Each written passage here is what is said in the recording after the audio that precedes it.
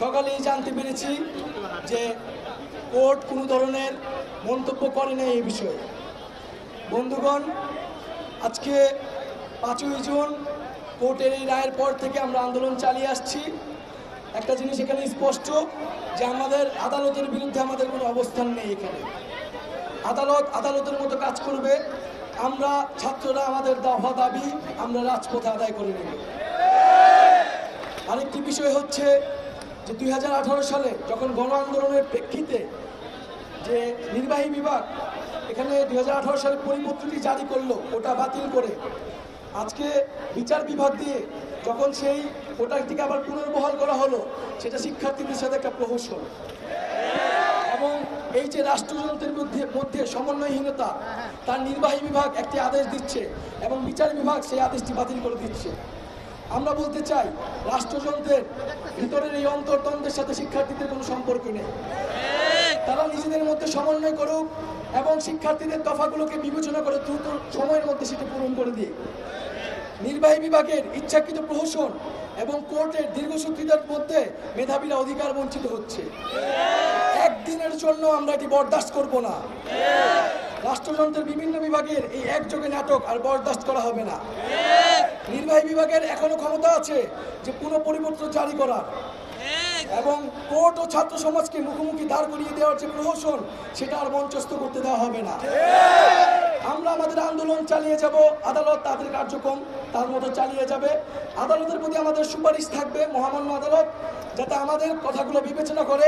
এবং নির্বাহী বিভাগকে আমরা প্রশ্ন করতে চাই যে 18 সালে তারা কি এমন পরিপত্র জারি করলো যেটা 5 বছরের মধ্যে বাতিল হয়ে যায়।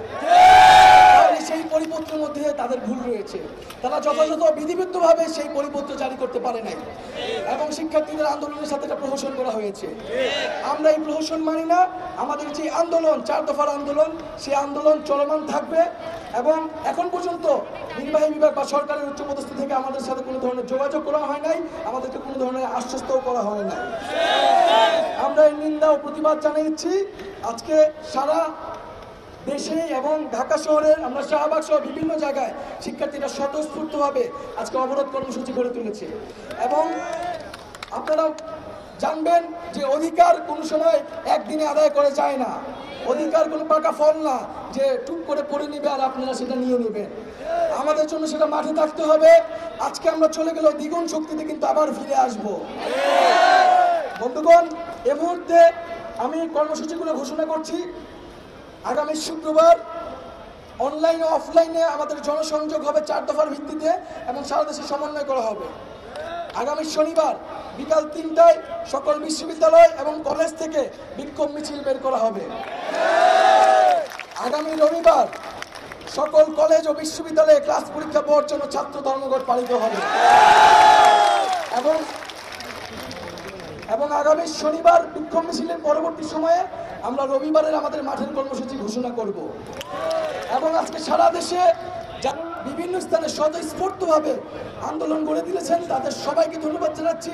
এবং আজকে আমাদের এই শাহবাগ মোড়ে ঢাকা বিশ্ববিদ্যালয়ের বিভিন্ন হল সহ ছাত্র কলেজ সহ ঢাকা শহরের বিভিন্ন প্রতিষ্ঠান থেকে যারা জড়ো হয়েছেন তাদেরকে ধন্যবাদ জানাচ্ছি।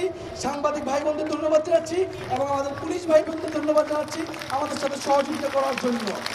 বন্ধুরা, আমরা এখন আমাদের মিছিল নিয়ে ক্যাম্পাসে যাবো এবং রাজভাস্কর দিয়ে আমাদের আজকের প্রোগ্রাম সম্পূর্ণভাবে সমাপ্তি হবে। ধন্যবাদ সবাইকে।